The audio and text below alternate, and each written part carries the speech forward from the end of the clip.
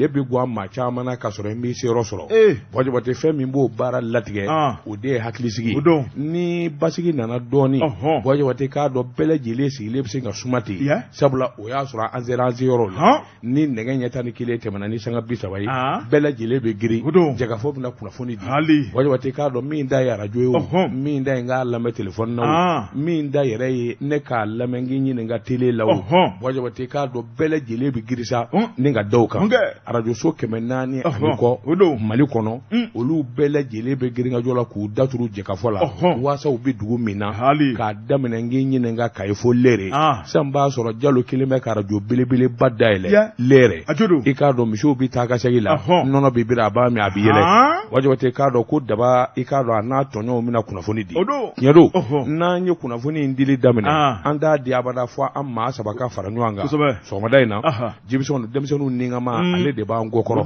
n'ale ye yamaruya di n'a ye tɛgɛ kɔrɔta k'a fɔ ko baara ɲɛna a y'a daminɛ o b'a sɔrɔ fiɲɛ tulukala banbala o b'a sɔrɔ i k'a dɔn taa f'a bɛɛ lajɛlen ɲɛna o tuma sɛbɛnfura an bɛ sɔrɔ k'a woloma an ye min ni min sugandi k'an da du la k'o lakali Jibi a b'e bolo sisan Nam diɲɛ ye waati 3 ye k'a ye k'a mɛn ni k'a kɛ tiɲɛ Bala tɔgɔ bɛ di Bɔjɔbɔtɛ Namu ngana keguma o bɛ sijan sɔrɔ ka tɛmɛ ngana laloma kan siga t'o la Bɔjɔbɔtɛ n bɛ n bolo kari ka don ni ka bɔ ni sɛbɛn ye sɛbɛn min n'u ka ma l'indépendant min ye sɛbɛnni kɛbaa ye a tɔgɔ de ye ko Dawuda Sangare Dawuda Sangare sɛbɛnfura min ye l'indépendant ye kanabila nin y'a bolo ko siɲɛ 5,672 ye a ko a bɛrɛ ta ale kun y'a fɔ juma tɛmɛnen k'a fɔ minisiri min ni o de ye colonel Mayiga ye a bɛ sɔn ka bɔ ka kuma a ka kuma in bɛ tali kɛ ka ɲɛsin jamana bɛnkan minnu fɔlen don ani baara minnu kan ka kɛ i k'a dɔn a bɛ sɔn ka bɔ a don a kɔrɔ kɛrɛnkɛrɛnnen ɲɛna juma tɛmɛnen min ye référendum ye a fɔra k'o bɛ kɛ mars kalo tile 19 a ko a tɛ kɛ o la sabula min ye gɛlɛyamisɛnninw ani baara dafɛbaliya o bɛna kɛ sababu ye i k'a dɔn a ka cɛ ka bɔ a don a kɔrɔ ngo n'a ta o ta i k'a dɔn labɛn ani hakilina minnu fɔlen don bɛnkan sɛbɛn minnu kɛlen don o tɛ sago min ye gouvernement ye transition i k'a dɔn ayiwa kuma min n'a tun bɛ ŋunuŋunu na u da y'a fɔ jamanaden bɛɛ lajɛlen y'a mɛn wa u y'a fɔ a fɔ kuma na ni ka bɛn a don fɔlen yɛrɛ ma a ko min ye mars kalo tile 19 ye san 2023 bɛnkan minnu kun fɔlen don politiki baara ani jamana sariyakow la ka taa se min ye votew ye cɛmancɛ fanga kelen bɛ ka fɔn ta bala n'a ko a disi ye a y'a kun fɔ u bɔl'u dɔgɔkɔrɔ a y'a kun yɛrɛ fɔ ministre administration territoriale décentralisation ale de ye gouvernement ka kuma laselikɛla ye a y'a jira k'a fɔ u yɛrɛ semako tɛ n'i y'a ye nin kɛra nin bɛɛ lajɛlen kun de ye malidenw ye danaya min da cɛmancɛ fanga kan a labɛn a n'a kɛli ka ɲɛ k'a dafa mankan tɛ min kɔfɛ i k'a dɔn ala yɛrɛ ta kɔfɛ u b'o labɛn de la bɛnkan minnu fɔra assise nationale la refondation ANR i k'a dɔn u ma ɲinɛ o kɔ o bɛɛ lajɛlen tali bala ka taa se autorité indépendante de gestion des élections o ko min ma o de kan k'i wakili don ayiwa jamana vote kɛ bolo bɛɛ lajɛlen na référendum wo président sigi wo député sigi wo ale de kan k'a bɛɛ lajɛlen ɲɛnabɔ a ko nin ko ninnu damanda ye ko ba ye a man ka kɛ haraba a man ka kɛ giringajɔ kɔnɔ a kan ka kɛ ni basigi de ye maliden fanba bɛɛ lajɛlen k'a fɔ tabarikala min ni min kɛra a ɲɛna ɛlɛn ni a bɛnna ma o de la a ko in yɛrɛ bɛɛ lajɛlen dulolen bɛ ɛji de la yɛrɛjɛkulu min n'o o kan ka wulikajɔ boloda ka vote lajɛ merci de votre fidélité vous écoutez Radio Jekafo depuis Bamako u ka baara bɛna ɲɛsi fɔlɔ sɛbɛnfuraw ma vote ko sɛbɛnw ani mɔɔw kan ka vote kɛ kɛcogo min na o bɛ kɛ ni sɛbɛnfura minnu ye olu bɛɛ lajɛlen lajɛli k'a dafa jamanaden fanba bɛɛ lajɛlen ka to a sɛbɛnni a n'a dɔnni a k'o de ye wajibi o de ka gɛlɛn a kana fɔ maa kɔ maa ni kana bɔ a la o dun tɛ taa baara kolo gɛlɛnw kɔ o tɛmɛnen kɔfɛ a ko fichier électoral i k'a dɔn k'an ka kɛ sɛbɛnfura ye min kɔni n'a ti sɔsɔ abada sabula i k'a dɔn jamana in a gɛlɛya caman taara ka ɲɛsin fichier de ma ɔ min kɔni bɛna dilan sen o man ka kɛ sɔsɔli ye sabula jamana yɛrɛ ka hɛrɛ ani votew ani masakɛsigiw a bɛɛ lajɛlen bi ɲɛ n'o sɛbɛnfura fana ɲɛna kosɛbɛ namara t'a kɔfɛ gɛlɛya wɛrɛ t'a kɔfɛ o dulonnen don min na o de ye carte d'identité nationale biométrique sécurisée a ko n'i y'a ta k'a lajɛ min ni min fɔlen don la CEDEAO fɛ o kɛli Mali bolo o ye wajibi sabula o ka fisa an yɛrɛ ma n'o y'i bɔ yen a ko référendum min n'o ye jamana sarabolo bɛɛ lajɛlen talen don bala EJ de fana kan k'o vote k'o lajɛ k'o laroué ɔ ni bɛn kɛra o sɛbɛnfuraw la n'a fɔra jamanadenw ka hakili jagabɔ o kan ni ayiwa fɔɲɔgɔnko nana don a la walima dɔɔnin bɔra a la a n'a kɛ ni gɛlɛya ye o bɛɛ lajɛlen sɛnsɛnni de faralen ɲɔgɔn kan o de kɛra sababu ye don minnu fɔra ni k'a keleku dɔɔnin i k'a dɔn min bɛ se ka to labɛn bɛ kɛ sɛbɛnnikɛla ko nin min fɔlen filɛ nin ye jamana densɛbɛ caman bɛ yen minnu ye faamuyali sɔrɔ a la a ko n'o tɛ min kun fɔlen don référendum ko la élection générale min ni o kun bɛ taa bɛn juin kalo tile 29 ma i k'a dɔn gouvernement de transition a y'a jira k'a fɔ an ka jamana a ka wuli ka jɔ ni cɛsiri bɛnkan minnu b'a ni CEDEAO cɛ olu ma sɔsɔ olu yɛrɛ ma wuli sabula nin bɛ kɛ nin don ye nin bɛ kɛ nin don ye Boy Jabate k'a dɔn a kan ka kɛ sɔgɔmada i y'a kɛ wula fɛ sɛbɛnnikɛla ko o gɛlɛya man bon don kofɔlen ani san kofɔlen nin ko in bɛɛ lajɛlen kɔni jateminɛw na a bɛɛ lajɛlen bɛ sɔn ka kɛ ka taa bɛn o ma caki nka min kɔni ye don kelen kelenw ye o na sɔn ka fɔ ni ɲɔgɔn kɔ min bɛ se ka to baara jɛlen bɛɛ lajɛlen bɛ dafa a ko o de la u bɛ kunnafoni di kɛ jɛnsɛn naani jamana bɛɛ min ye société civile i k'a dɔn parti politikimaw bɛɛ lajɛlen k'i hakili jagabɔ gouvernement kɔni i k'a dɔn a ma maa si bɔ kɔfɛ a ma maa si bɔ a la bɛɛ lajɛlen ka kuma bɛnnen don a kɔnɔ wa bɛɛ lajɛlen ka hakili ɲuman bɛnnen don a kɔnɔ jango référendum ni ka taa se jamana vote ko ma a bɛɛ lajɛlen bɛ ɲɛ maliden bɛ lafiya sɔrɔ cogo min na nin kun ye sɛbɛn ye an ye min bɔ indépendant kɔnɔ Dawuda Sangare ale ka fasiri don Mali de sɛbɛnnikɛla karamɔgɔ ale tɔgɔ ye ko Igiraki Mariko ko an ka jamana kɔnɔ min ye diɲɛ seligana ni muso tɔgɔla don 8 mars sɛbɛnnikɛla yɛrɛ k'a fɔ o ɲɛnamara ba hɛrɛ ni baden na karamɔgɔ Dabatungara nka min ye jamana kuntigi furumuso ye sɛbɛnnikɛla ko ɲɛnajɛ kɛra ale kɔ a ko a kɛra ko ka da kun jumɛn na sɛbɛnnikɛla yɛrɛ k'a fɔ n'i ye diɲɛ seligana ni muso tɔgɔla don lajɛ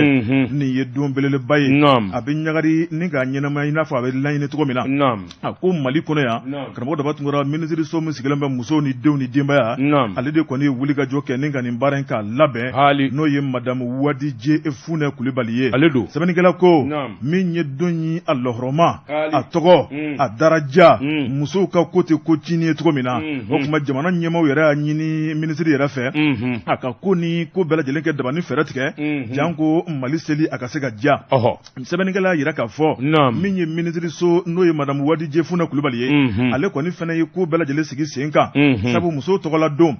jamanakuntigi furumuso o tɛna fɔ ko abada o sigiyɔrɔ karamɔgɔ Dabatungara ka taa bila a ka fɔtaw la a n'a kan ka wulikajɔ min kɛ ka ɲɛsin muso ma o kun labɛnnen bɛ kosɛbɛ sɛbɛnnikɛla ko ɲinanta in o bolodara stade municipal Modibo Keita min y'o binkɛnɛ yɛrɛ sanfɛ a musow bɔra ka seko ni dɔnko u y'o boloda min y'u ka hakilinaw ye sɛbɛnnikɛla ko u y'o fɛnɛ parata sigi tun kɛmɛ ka kuma mun b'a kɔnɔ i n'a fɔ laadala bɛ kɛ cogo min na o de ye jamanakuntigi furumuso ye ale ka discours ko maa ye ɲinanta la a barata ko musow dimina dɛ sɛbɛnnikɛla ko a ko colonel Ashimi Goïta ale furumuso n'o ye madame Goïta Lala Diallo munna Lala ma ye a kɛrɛfɛ Lala tun kan ka ye nin kɛnɛ ka sabu muso tɔgɔla don don a ko n'i ye masakɛkɔrɔ dɔ lajɛ hali o ti waati jan ye Ibrahim Boubacar Keita a ko ale ka hakilinaw tun ye min ye ma famille d'abord a ko ka ko sanga ɲɔgɔn ma a bi tali kɛ ko bɛ se ka wɔlɔwɔlɔ ka bɔ ɲɔgɔn na a ko colonel Ashimi Goïta ka hakilina le pays d'abord sɛbɛnnikɛla ko maa min ka hakilina ye jamana ye o ka bila fɛn bɛɛ lajɛlen sanfɛ jamanadenw sago ka kɛ jamanadenw ka hakilinaw ka ɲɛnabɔ o hakili tɛ jigin a ka sokɔnɔ ko la a ko min ye cɛmancɛ fanga waati kunkurunin don ale furumuso sɛbɛnnikɛla yira k'a fɔ o tɛna bɔ abada jamana masakɛ tɔgɔ la min b'a to a bɛ se ka baaraw boloda ale nana malidenw ka laɲini de kɔnɔ waati kɛrɛnkɛrɛnnen ye karamɔgɔ Dabatungara n'o waati tɛmɛna ale bɛ taa ka taa ka kɛlɛ baara la ale furumuso furumuso o na to a ka cɛlasigi la o na to a ka tobili la nka min ye masakɛya wuli ka jɔw ye masakɛmuso i bɛ taa kɛnɛ bɛɛ lajɛlen kan i b'i yɛrɛ yɛrɛ bɛ kumabaw fɔ abada k'ale muso tɛ bɔ kɛnɛ kan sɛbɛnnikɛla ko a ko min kɔni ye a ka yebaliya madamu Goyita Lala Ture Lala Jalo sɛbɛnnikɛla yɛrɛ k'a fɔ o kɔni digira musow la karamɔgɔ Dabatuma ko hali ni Asimi ka kuma ye tiɲɛ ye nka olu bɛ fɛ k'a furumuso de y'u kɛrɛfɛ sabu o ye denba ɲuman baara ye jamanakuntigi muso o kuma min ye a denw u mago b'a kumakan na a teriw mago b'a kumakan na jamanadenw mago b'a kumakan na k'o de kɔni nana kɛ fiɲɛ belebeleba ye Mali yɛrɛ ka 8 mars la ko nɔ tɛ ko baara bɛɛ lajɛlen kɛcogo ɲɛna kunnafoni filanin an ye min bɔ le Malien kɔnɔ Y Mariko ale ka sɛbɛnni don Asimi y'a kɛ kɛcogo min o de ka ɲi muso ma taa dɛ i muso kun kan ka na dɛ muso bɛna mun de fɔ walima a bɛna mun kɛ kɔrɔlen jamanakuntigi muso bɛ non nin ye camancɛ fanga de ye Asimi y'a kɛ kɛcogo min ka muso in nin bɔ a la o de ka fisa a yɛrɛ ma o de ka fisa jamanadenw ma muso ye muso de ye n'a nana ni muso in ye kɛnɛ kan n'anw y'a sɔrɔ kɛnɛ kan k'a barama n'anw ye kumaw ta k'a sɛgɛrɛ a hakili bɛ keleku a ka to so ka tobili kɛ o de ka ɲi Wajibate n bɛ n bolo bugɔ ka don n bɛ bɔ ni sɛbɛn ye sɛbɛn min n'u k'a ma Nouvelle Horizon ɲɛdankura Wajibate misi pasa ka daburu sama sama o t'a sogo kisi dunni ma Wajibate k'a dɔn wulikajɔ bolo ka ani an ka an da ɲini ani an ka an da in ɲɛfɔ Wajibate o de kɛra sababu ye i k'a dɔn a waso minnu kun dilen don ATT bugu so 1993 Wajibate i k'a dɔn a bɔra a ma maa o maa ni nin sow kun dir'i ma sɛgi bi k'a bɛɛ kan Wajibate a wasabula jɛkulu dɔ bɛ yen o ko min ma Organisation de défense des droits au logement Mali kɔnɔ yan nin ye jɛkulu ye minnu ko olu ka wulikajɔ ni cɛsiri de ye kɛlɛ ye kɛlɛ min bɛ tali kɛ ka ɲɛsin ATT bugu sow dili ma Wajibate a dicogo ani min da b'a kuma na a baara kɛcogo i k'a dɔn nganamu ni janfanba de b'a la olu bɛ min nɔfɛ Wajibate o de ye i k'a dɔn so in dabɔlen don maaw kama maa minnu de ye ayiwa ni seba t'u ye maa minnu de ye ayiwa i k'a dɔn ni soko b'u la Wajibate ni sosɔrɔ ka jamana kɔnɔ nka a soko fɔlɔ minnu dira an nganamu barika bonyana fo k'a fɔ k'a to ten olu fana ye jɛkulu sigi jɛkulu min k'a dalen don ayiwa ko n'a ma ɲɛ Wajibate u bɛ t'u ta da bɔgɔ jɛnɛ kan ni ka saratigiw wuli k'a jɔ a k'u ka nin wulikajɔ in ɲɛna kosɛbɛ n'i y'a ta k'a lajɛ min ye jɛkulu ye maa minnu bɛ ayiwa commission d'attribution in na i k'a dɔn ayiwa min ye logement sociaux kura ye ATT bugu so 1,225 ani 560 ni 6 min ye Bamakɔ ye Wajibate min bɛ ministère de l'urbanisme et de l'habitat des domaines aménagement territorial i k'a don u ka bolo kan sɛbɛnnikɛla ko a ko jɛkulu in u nana wulikajɔ bolo da wulikajɔ min bolo dara ni ka ɲɛsin u yɛrɛ ka hakɛ an'u ka ɲinifɛnw ma u taar'u ta da bɔgɔ jɛnɛ ka saratigiw fɛ yen Wajibate i k'a dɔn a bɛ tali kɛ ka ɲɛsin dossier minnu bɛ a waso ninnu ɲini a ɲini cogo Wajibate wari bila cogo bangi la fo kana kilew di ayiwa a tigiw ma minnu gɛrɛdigɛ ye farati a ko nin bɛɛ lajɛlen ye laɲini ye laɲini min n'a ka sɛnsɛn k'a jateminɛ fo k'a fɔ k'a to ten o fana k'i bɔ yen jɛkulu min ni gouvernement kelen bɛ k'o sigi n'u k'o ma commission d'attribution o fana kan ka fali sabula o ko olu kɛli n'a y'a ta k'a lajɛ maa min ye commission in président ye Musa Ture ka taa fara n ɲininka ayiwa maa wɛrɛw kan u y'a jira k'a fɔ hakaja nin ko ninnu ayiwa a caman bɛ a kɛlɛkuruw bolo a jɛngɛnna Musa Ture ale de ye ayiwa jɛkulu in minnu ye wulikajɔ boloda ale de y'o ɲɛmaa ye u y'a jira sa k'a fɔ so ninnu dili a dabɔra min kama président Amadu Tumani Ture fɛ Ala k'a hinɛ olu dɔnnen don maa fɔlɔ minnu y'a sɔrɔ a sɔrɔla sɔrɔcogo minnu na olu jɛlen don a laban nana kɛ yɛrɛsagokɛ ye Wajibate a laban nana kɛ n ɲininka n da sidɔn ye o kɛwale minnu filɛ o de kɛra sababu ye u ka jɛkulu in ka sigi sen kan o ko min ma Organisation de défense des droits au logement Wajibate o kuma u taar'u ta da bɔgɔ jɛnɛ kan so 1,993 min dira kɔsɔ in na u y'a bɛɛ lajɛlen daakolon di k'a filenkolon di saratigiw ko sɛgi ka k'a kan ni sɛgi bi k'a kan a kuma sɛgɛsɛgɛliw ni jateminɛ de bi minɛ Wajibate k'a dɔn chef de cabinet département habitat o min kun ye commission président ye u ti jɛn n'o ye Wajibate k'a dɔn maaw de kan ka taa maa minnu ye maa wɛrɛ n'olu ye kɛrɛfɛdenw ye minnu bɛ se ka sɛbɛnfuraw lajɛ k'a sɛgɛsɛgɛ min ni min n'a sɔrɔli ka kan kan a ka ta ka d'olu ma ɲɛnawoloma ani jateminɛ jugu o ka bɔ a la o tuma dossier tali ni ka taa a bila min ye wariw saracogo ye Bɔ Jabate k'a dɔn bankuw la nin bɛɛ lajɛlen y'a damata ko de min ɲɛ kan ka fɔ k'a woloma o tuma u y'a jira k'a fɔ an bɛ don min na ko bi min ye sariya kura minnu sigilen don ani jamana yɛrɛ hakilina bɛ min na min ye ko jɛli ye o de la u y'a jira k'a fɔ hakaja min kɔni ye a waso 50 min n'o taara ka di lajurutɔw ma o fana mankan ni kun wulilen don u bɛna wuli ka jɔ boloda k'o fana sɛgɛsɛgɛ ni k'a jateminɛ don nataw la min ni min n'a sɔrɔli ka kan Bɔ Jabate o fana ɲɛ ka fɔ o de la wa avocat caman de talen d'u bolo avocat minnu baara k'u dɛmɛ baara in na kosɛbɛ avocat ngana dɔ ye dugukolo yɛrɛ dɔnbaa dɔ ye min yɛrɛ delila ka kɛ dugukolo ministre ye n'o ye maître Mohamed Ali Bachili sɛbɛnnikɛla k'o ye ministre kɔrɔ ye o yɛrɛ delila ka kɛ dugukolo ministre a ko nin damada olu na ɲɛdɔn a la min kɔni bɛ se k'a to baara in a bɛ dafa cogo min na nin kun ye sɛbɛn ye an ye min bɔ nouvelle horizon kɔnɔ ɲɛdankura la sirène sɛbɛnnikɛla o de ye STD karamɔgɔ Daba Tunkara a ko an ka taa ministère de la communication na sɛbɛnnikɛla yira k'a fɔ ministre n'o ye maître Aruna Touré karamɔgɔ Daba Tunkara k'a kɛmɛ k'a sen na Mali ka licence 4 kan dɛrɛ dɛ sɛbɛnnikɛla ko a ko n'i ye ko taabolo lajɛ Mali ka téléphone ko sɛbɛnnikɛla yira k'a fɔ jamana ɲɛmaaw yɛrɛ de sera ta ka di min ye licence 3nan o dilen kɔ télécell maaw ma 4nan ale nun ka bɔ a ko o nun bɔlen min ye ministre so 14 sɛbɛnnikɛla yira k'a fɔ o cɛ kumaw karamɔgɔ Daba Tunkara olu kɔni commission dɔ sigi min ye sɛgɛsɛgɛli k'o baaraw boloda maa minnu bɛ yen a ka d'u ye ni kana Mali licence 4nan k'o sɔrɔ sɛbɛnnikɛla yira k'a fɔ u y'o sira dayɛlɛ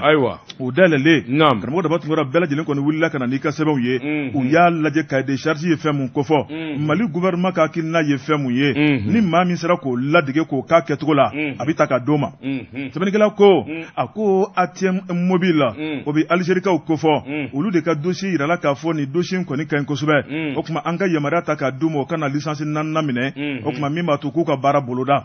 a ko n'i y'o waatiw lajɛ karamɔgɔ Daba Tunkara o kɛra octobre 2019 la sɛbɛnnikɛla ko min y'o baaraw bɛɛ lajɛlen kɛra k'o ban commission maaw fɛ ni k'o ta k'o di ministre ma an bɛ don min na ko bi maa min bɛ ministre so kɔnɔ o de ye maître Aruna Touré ye sɛbɛnnikɛla yira k'a fɔ maître Aruna Touré a tɛ ka kala don a ɲɛna ka bɛn n'o ye dɛ Mali dun sigilen a mago bɛ licence 4nan la licence 3nan o dira télécell maaw ma olu y'o baaraw daminɛ ka ban sɛbɛnnikɛla ko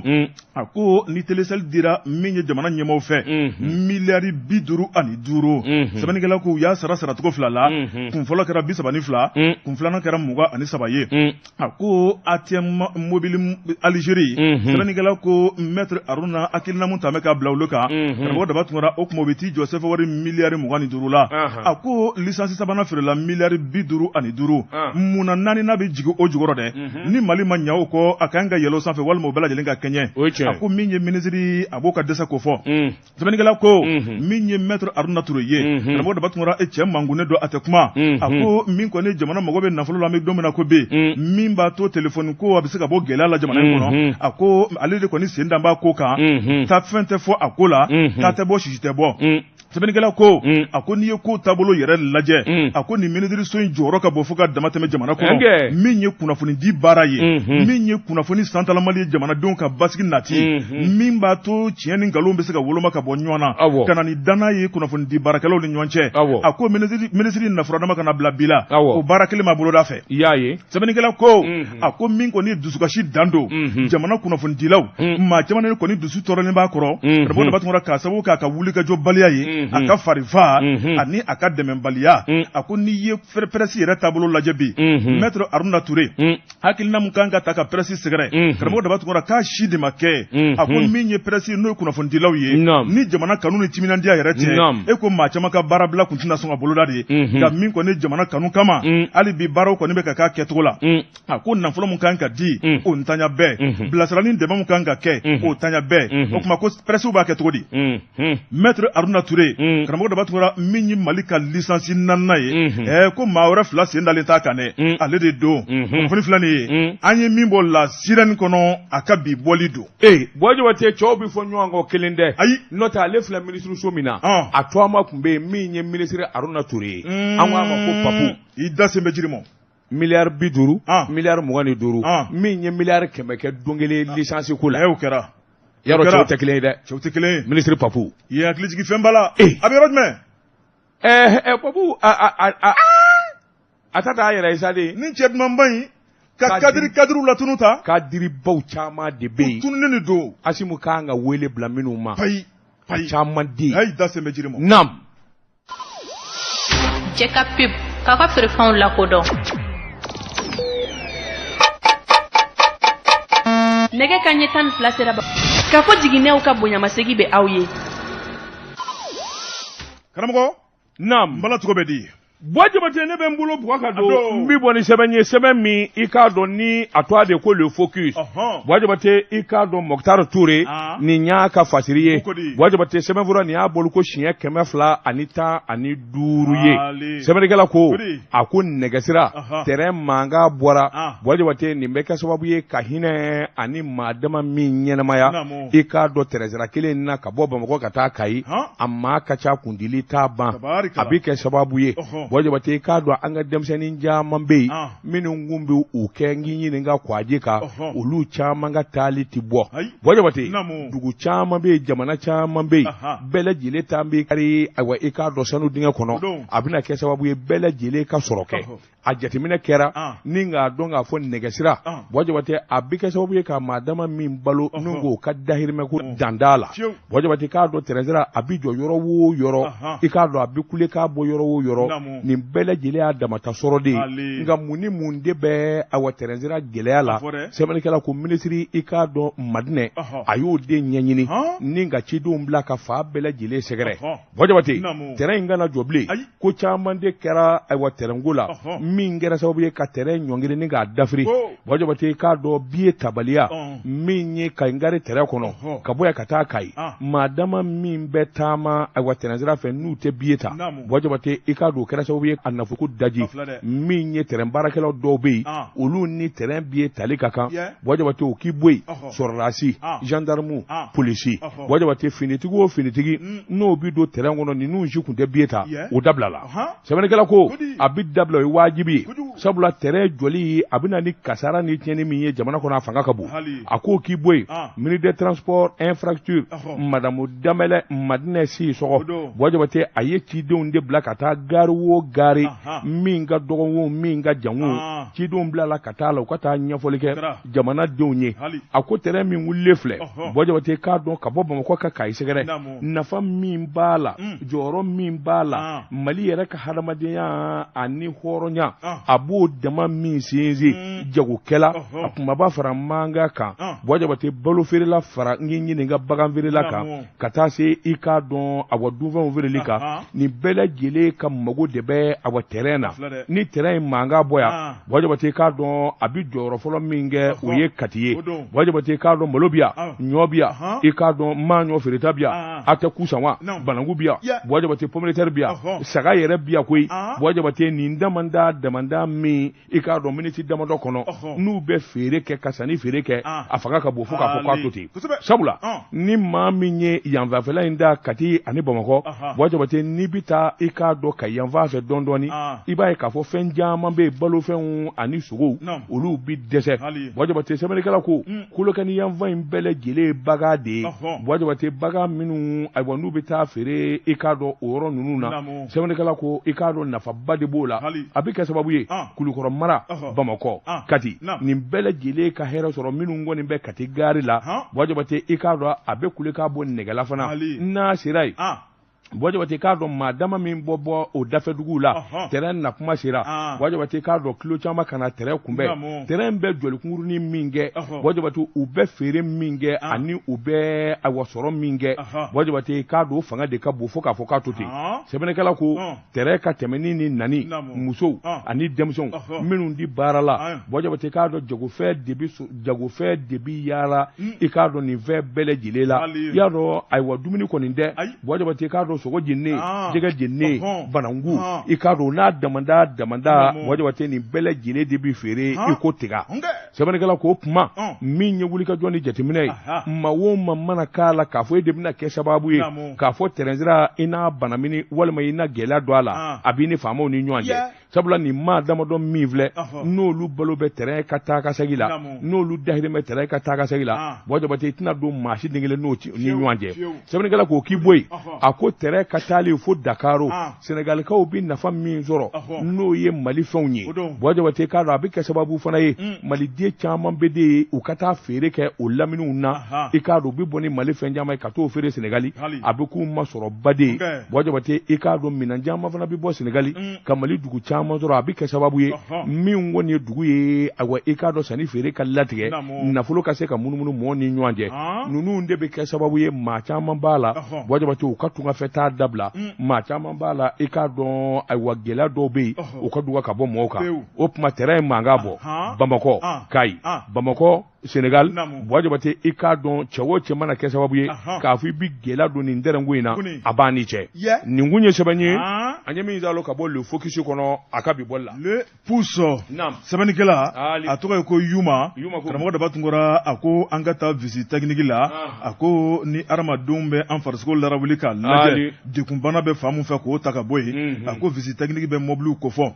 sɛbɛnnikɛla ko a ko ni jamana ɲɛmɔgɔw ma wuli ka jɔ kɛ karamɔgɔ Daba Tunkara min kɔni an ka bolimafɛn caman bɛ yen olu bɛɛ lajɛlen kɔni visite kɔni bɛ a la k'a ka ɲi nka n'i ye mobiliw yɛrɛ taabolo lajɛ a dɔw jɛngɛ b'u kɛrɛ kan dɔw min ye pneu u b'u to bolo bɛ foro nin bɛɛ lajɛlen kɔni bɛ baara kɛcogo jugu de kofɔ sɛbɛnnikɛla yɛrɛ k'a fɔ visite technique Mali kɔnɔ a ko dalafɔli don k'a n'a yɛrɛ ko kelenw tɛ a ko min kɔni ye an ka jamana ye san 1996 ni hakilina baaraw sigira sen kan min ye denbaya dɔ ye karamɔgɔ Daba Tunkara hali ni maa min hakilina ta tɛ diɲɛ kɔnɔ bi nka min ye visite technique ye hali bi a b'ale de ka denbaya bolo sɛbɛnnikɛla ko n'o ye cɛkɔrɔba Jawara ye Jawara Baba Jawara sɛbɛnnikɛla ko a ko maliden ye maa 20,000,000 ye sɛbɛnnikɛla y'a yira k'a fɔ karamɔgɔ Daba Tunkara bolimafɛn bɛ Mali kɔnɔ bi a tɛ se ka dan ka ban a ko n'i y'an ka siraw lajɛ u ka ca bolimafɛn minnu bɛ bolo sanfɛ olu kan ka sɛgɛsɛgɛ k'a lajɛ k'a dɔn minnu ni boli ka kan olu ka yamaruya minnu ni boli man kan olu ka bɔ an cɛ la n'o tɛ ni a tɛ sɔrɔ siɲɛ fila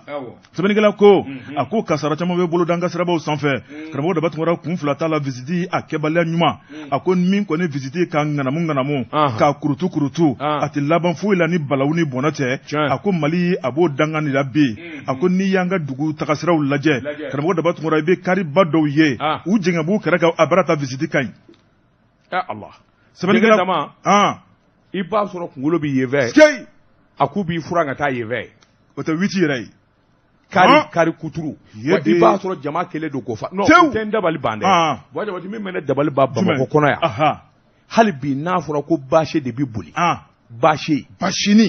bâcheni de bɛ boli hali bi foire t'a la angolɔnen don ka don ɲɔgɔn na wa mɔgɔw bɛ don a kɔnɔ i bɛ se k'i ka wari bɔ cogo di ka t'i yɛrɛ fa subahanallahi ne ye ɲininkali kɛ u ko ne ma ko non ko n'i ma don i tɛ dɔ wɛrɛ sɔrɔ parce que ko u bɛ mobiliw jɔ tuuru de la ni i taara bɛn bâche ngɔlɔnin min karilen don ɲɔgɔn kɔnɔ ko n'i ma don o kɔnɔ k'i tɛ don dɔ i b'a tɔ tamɛ sen na dɛ o ye tiɲɛ dɛ n'i ma don o kɔnɔ i b'a tamɛ sen na mais non garijɛgɛ ɲini kojugu i bɛ taa bi dɔ garijɛgɛ da walahi Bamakɔ yɔrɔ ni mɔri bi dɛ ne mana sotarama walima bâche k'a kari k'a don ɲɔgɔn kɔnɔ foire t'a la chauffeur-kɛ yɛrɛ sigilen don tuurulen don vous écoutez Radio Jekafo depuis Bamako k'o fa Allah an bɛ taa jamana baw la an tɛ kɛlɛ an tɛ ɲɛbɔ fɛ non an bɛ tan wa sɛbɛnnikɛla ko karamɔgɔ Daba Tunkara min ye visite kɛcogo jugu min kɔni ye jamana ɲɛmɔgɔ ye an bɛ don min na ko bi wele bilalen b'u ma u ka ɲɛfɔli kɛ malidenw ye a ko n'o tɛ min ye Mali visite bilama ye u bɛ sɔn k'an bɛɛ lajɛlen daji dɛ a ko min kɔni ye baara kɔni a tɛ ka kɛ ka ɲɛ sabu minɛnw dafalen tɛ a ko n'i y'a lajɛ min ye poids lourds ye karamɔgɔ Daba Tunkara ko minɛn kelen dɔrɔn de bɛ min bɛ k'olu ka visite kɛ Bamakɔ bɛɛ a ko bɛ se ka kɛ cogo di a ko n'i ye ko taabolo lajɛ araw de bɛ jɔ maaw de bɛ tile visite dɔrɔn nɔfɛ a ko bɛ se ka kɛ cogo di jamana bɛ ka taa ɲɛ a ko n'i y'a lajɛ hali bi karamɔgɔ Daba Tunkara bɛn tɛ min ye syndicat o ni min ye ɲɛmaaw ni ɲɔgɔn cɛ min kɔni ye baarakɛlaw n'olu ni ɲɛmaaw tɛ ka bɛn ko la a ko baara bɛ se ka kɛ cogo di a ko n'i y'a lajɛ kɛlɛ banbali furuku o de bɛ visite technique la sɛbɛnnikɛla ko a ko n'a dun ma k'a fɔ ko bɛ ka kɛ kɛcogo jugu ye yɔrɔ minnu fana bɛ yen karamɔgɔ Dabatungara maa b'i jigi da olu kan wa Bamakɔ kɔfɛ n'o ye yɔrɔ 5 ye Segu Sikaso Mopti Kaye ale ni Kanajigila sɛbɛnnikɛla yɛrɛ k'a fɔ olu kɔni ye tentenw de ye n'o tɛ min kɔni visite a kan ka kɛ kɛcogo ɲuman min na o de kan ka kɛ Bamakɔ Sogonin kɔ nka min ye minɛ ni baara kɛcogo juguya a k'a kan bɛ jigin waro dan ye o tuma min ye colonel Ashimi Goïta ka taa bila a ka transport ministre la karamɔgɔ Dabatungara ko n'u ma wuli k'u jɔ Mali visite bilama ko wamani mɔwani don sabu min kɔni an ka siraba ye ko yen ma ɲi dɛ dɔwɛrɛ tɛ bɔnɛ kasara jugu a laban o ye labitani ye ala k'an kisi kunnafoni filanin ye an ye min bɔ le pouce kɔnɔ Yuma ale ka sɛbɛnni don Jabate ko dɔw bɛ duguba kɔnɔ o y'an yɛrɛ nɔ ye jumɛn i k'a dɔn min ye mobilitigiw ye transporteurs n'u dimina u bɛ fara ɲɔgɔn kan ka grève kɛ maa tɛ don mobili kɔnɔ tile 1 tile 2 u bɛ min ɲini o bɛ kɛ fo dugudenw fana ka fara ɲɔgɔn kan ka hakilina de sɔrɔ ni nin mobili ninnu bɛ yen an tɛ don a kɔnɔ i ka kuma in ye tiɲɛ ye c'est la seule solution. En tout cas, an bɛɛ b'an sigi k'an bolo fila n'an sen kan ko ni ala ye min latigɛ association des consommateurs association des trucs a bɛ taa mɔɔw don mobili karilen fila ye k'o sude mɔɔw bɛ don kɔnɔ ko parce que o de bɛ fɛn la ligne dɔrɔn kan o dɔrɔn de bɛ yen tuuru la o de bɛ tuuru la ni mɔɔw ma don kɔnɔ dɔwɛrɛ tɛ wuli an bɛ taa min mais a tɛ muruti pourquoi fe t'a la cilɔntan t'a la an tɛ maa gɛrɛgɛ tiɲɛ dɛ mais Bama duguba kɔnɔ maa ka yɛrɛfa de ka ca bɛɛ ye kojugu e b'i tugu ka taa don kɔnɔ fɛrɛnda la ni min kɛr'o la ko ala y'a latigɛ ala b'a latigɛ o nka an y'u ka latigɛ de ka teli o ka ca dɛ Jibi ɲɛma dɛ n ka te ko i ma premier min karamɔgɔ Dabatungara naamu bala tɔgɔ bɛ di Jabate ne bɛ n geleku jona ni ka bɔ ni sɛbɛn ye sɛbɛn n'u k'a ma kulis o don Jabate k'a dɔn maa min ye sɛbɛnni in kɛ a ko indicateur o n'a k'a to a ye Jabate a ko wulikajɔ bolo kan ani jateminɛ diɲɛ laban kɛ kamana gan ye nka Mali yɛrɛ kɔni da kɛ bɛ n da si dɔn ye Jabate k'a dɔn diɲɛ laban dɔnnikɛlaw u ye fɛn dɔ bila sen kan min dabɔlen don ɲɛnajɛ kama a ɲɛnajɛ tɛ tɛmɛ sekondi damadɔ a cayalenba miniti damadɔ u k'o de ma ko TikTok Jabate k'a dɔn nin bila la sen kan diɲɛ sɛgɛ 4 jamana bɛɛ lajɛlen la nka a selen Mali la a kɛra n da si dɔn ye sɛbɛnnikɛla ko a ko réseaux sociaux min ye TikTok ye application do Jabate min kɔni laban n'a nana diɲɛ minɛ ayiwa sabula Chinois jamana san 2016 olu de nana dɔ fara a fanga a n'a diɲɛ kan a n'a girin kan a dabɔlen don mun kama Jabate k'a dɔn video kunguruninw sinima kunguruninw ani yɛlɛkow ani ka mɔɔw laadi walima ka ɲɛfɔli kɛ mɔɔw ye awa TikTok dabɔlen don o de kama Jabate a ko n'i y'a janya yɛrɛ ta k'a lajɛ sekondi 15 miniti 1 a man ka tɛmɛ o kan nka a mɛnna tubabu jamana na a y'olu nafa a ye mago ɲɛ olu ye Jabate hali ni maa min bɛ laadili kɛ walima i bɛ ɲɛfɔli kɛ ka ɲɛsin kojuguma walima ɲumana Jabate i bɛ taa TikTok kan nka n'a Mali la Jabate k'a dɔn a ye to a yɛlɛma a kɛra ko kura ye sabula n'i y'a mɛn awa TikTok maniw da ko buzz Jabate o de ye ka fɛn kɛ fɛn min n'o bɛ hadamaden kamana gan n'o bɛ maanifi dabala ban Jabate walima ka fɛn fɔ min bɛ dangari kɛ hadamaden la walima min bɛ maanifi kamana gan a ko Mali ta Jabate k'a dɔn o de kɔni bɛ sangana bi jango ayiwa denmisɛnnin kunda denmisɛnninw kɔni kɛlen bɛ ka TikTok in matarafa bi ni k'a sɛbɛ kɔrɔfa dɔw yɛrɛ b'a la Jabate k'a dɔn min yɛrɛ t'an ka danbe ye min yɛrɛ man ka mɛn walima k'a ye Jabate i k'a dɔn o de ye julankolonbila ye walima i k'a dɔn awa cɛnimusoya kumaw walima a kɛcogo yɛrɛ dɔw yɛrɛ de b'a filmer ni k'a bila TikTok kan sɛbɛnnikɛla ko nin bɛɛ lajɛlen kun ye u ka dɔn Jabate k'a dɔn dɔnni ka di nka hadamaden dɔnni ko ɲuman na o de ɲɔgɔn tɛ Jabate i mana dɔn kojugu kɛli walima a fɔli la a mɛn o mɛn don dɔ la i na nimisa a ko o tuma Jabate k'a dɔn an ka jamana denmisɛnw u denw bɛ nin ko kura min na ko TikTok Jabate k'a dɔn balawuba don ko juguba do wajabate sabula a laban wo laban do dɔla a bɛ taa ku i yɛrɛ la TikTok kɔni kɛra fɛn ye maliden bɛɛ lajɛlen kɔni ɲɛsinnen do a ma jango denmisɛnnin kunda a tiɲɛni nɔ barika de ka bon wajabate n'a nafa ye tubabu jamana minnu n'an y'a ye olu la wajabate olu kelen bɛ ka matarafa nafasiraw de kan ka banaw ɲɛfɔ wajabate k'a dɔn ka ladilikanw di walima ka kabakufɛnw ani fɛn minnu bɛ ni maa caman t'a sɔrɔ k'a ye walima yɛlɛkow wajabate k'a dɔn ka hadamaden yɛlɛ i k'a dɔn olu ka ko tali don ka ɲɛsin o ma nka anw ka jamana kɔnɔ n ka to a sɔrɔ mɔɔw kɛ n dɔn wajabate u k'o de ma ko bɛzu o kɔni don o don i na kabako kuma dɔ mɛn maanifiya yɛrɛ ni hadamadenya ni silamɛya tɛ sɔn fɛn min ma wajabate i b'o de ye TikTok ka wa dɔwɛrɛ tɛ dɛ anw ka jamana denw don wa denmisɛnnin fitininw de kɛlen bɛ ka nin matarafa a ko dutigi dɔw bɛ yen wajabate k'a dɔn olu denw a tɛ k'u la abada ka TikTok lajɛ sabula wajabate k'a dɔn n'a donna den kunkolo la i k'a dɔn a bɛ na ni tiɲɛni ba de ye a ko nka jamana kɔnɔ ɲɛmaaw kɛlen bɛ ka sariyabolo dɔw ta min ye loi numéro 2019 058 min bɛ tali kɛ ka ɲɛsin n'i y'a mɛn cybercriminalité wajabate a b'o de ko fɔ cybercriminalité dun i k'a dɔn o ye tiɲɛni dandɛmɛkojugu ye walima kumajugu dandɛmɛkojugu réseaux sociaux kan wajabate k'a dɔn minnu y'a baara n'a kalan kɛ a sariyatigiw bɛ yen min bɛ se k'a to dansigi bɛ kɛ ko in na cogo min na ka video kɔni dabɔ a kama min ye kumakanjugu walima nanijugu walima dugukoli kumaw walima dulɔngolonbilaw wajabate i k'a dɔn jamana sariyabolo dɔw sigira o kama a ko an bɛ don min na ko bi ni ala ma jan kɛ wajabate k'a dɔn a balawu n'a wulila don o don ala m'an gisira nin kun ye sɛbɛn ye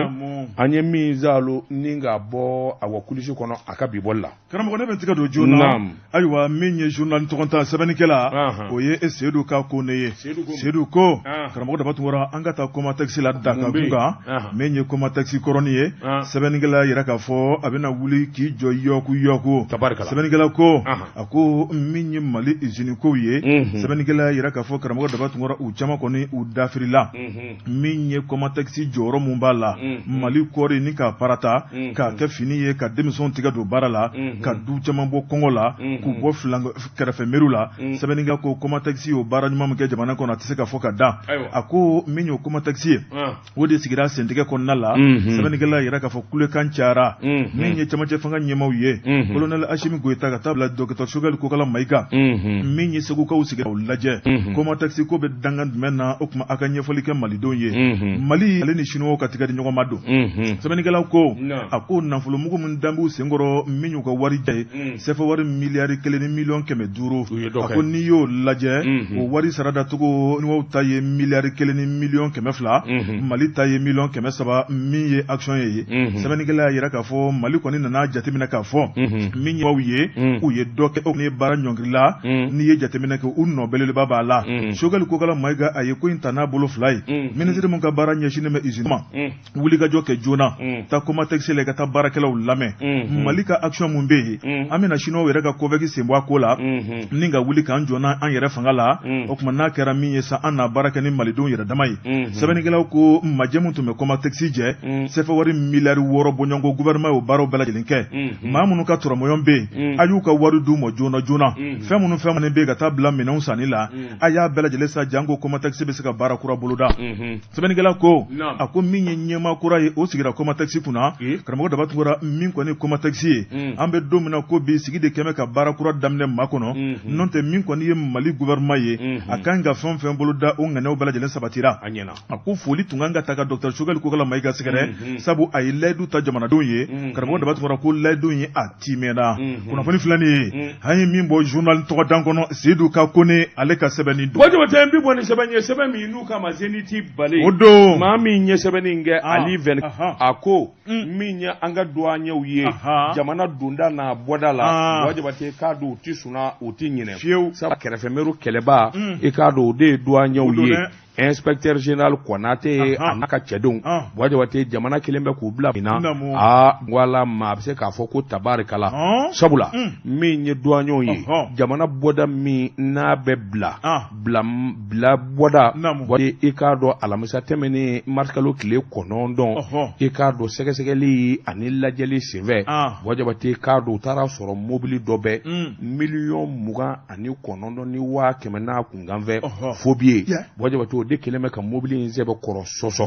sɛbɛnnikɛlaw ko tuma min douaniers u sɔmi ka jan kabini mobili in nana ka na jɔ pɔsu la Wajabate k'a dɔn u ye lariweli daminɛ u sina taa bɔ nin gundoba in kan i k'a dɔn u y'a sɔrɔ billet 20,660 Wajabate o ye 2,200 billet 5,900 ani kɔ o ye 400 billet a bɛɛ lajɛlen de ye fo billet damanda ye a tun bɛ mobili min kɔnɔ i k'a dɔn ayiwa Toyota Arabu 4 i k'a dɔn ayiwa min n'a nana ka bɔ nanzara jamana na CH 7275 Wajabate i k'a dɔn mobili in yɛrɛ bɔra jamana dugu min na o ye Bɛnana ye Bɛnana ni ka bila sɛgɛrɛ fo billet damadɔ $29,000 douaniers y'u tɛgɛ da kan gami o ni bɛɛ lajɛlen na min kun bɛ mobili kɔnɔ ni k'a boli o y'o siri k'o da ni bɛɛ ni k'a ta k'a di ayiwa lakana tigilamaw ma minnu n'a baara kɛli ka kan wari in kɔni ni douaniers ka ayiwa lariweli ni sɛgɛsɛgɛli tɛ Wajabate nin fo billet tun bɛ cari jamana fa bɛɛ lajɛlen la o de la inspecteur général Konate n'a ka cɛdenw u bɛ fɔ ni k'u wale ɲuman dɔn nin kun ye sɛbɛnni ye